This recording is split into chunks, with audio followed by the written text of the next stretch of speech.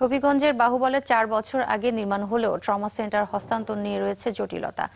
এ অবস্থায় একদিকে যেমন অযত্ন অবহেলায় নষ্ট হচ্ছে ভবনটি, তেমনি নষ্ট হচ্ছে কোটি টাকা ব্যয়ে সরকারি সম্পদ, আর স্বাস্থ্যসেবা থেকে বঞ্চিত হচ্ছেন সাধারণ মানুষ। রাসেল চৌধুরীর তথ্য, ছবিতে ডেস্ক রিপোর্ট।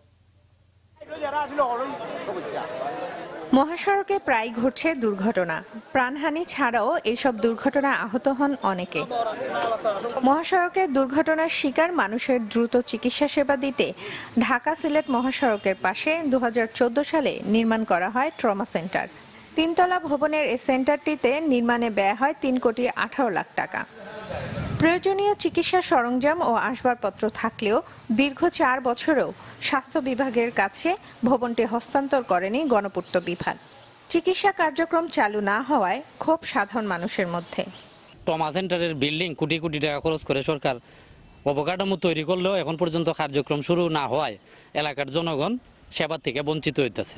আমরা জেনেছি অনেক সরঞ্জাম এখানে আছে, কিন্তু ট্রমা সেন্টারটি এখনো চালু হয়নি। সরকার যেহেতু জনবান্ধব সরকার, উনি যাতে অচিরেই আমাদের এই ট্রমা সেন্টারটা চালু করেন।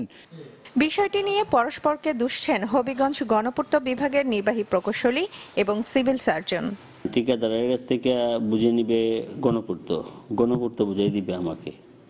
এখানে তো ঠিকাদার নাই, আমি বিল্ডিং একটা ঢুকে গেলাম, তারপরে যে কোনো সমস্যা হলে পরে আপনারা তো আমি যদি আমি গিয়ে দেখি যে কোনো সমস্যা কাজ ঠিক মতো হয়েছে না, তখন আমি তো কাজ ঠিক মতো করছি।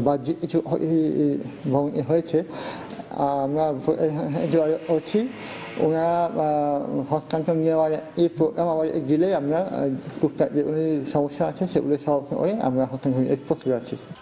2 বিভাগের দ্বন্দ্ব নিরসন করে ট্রমা সেন্টারটি দ্রুত চালু করার দাবি স্থানীয়দের।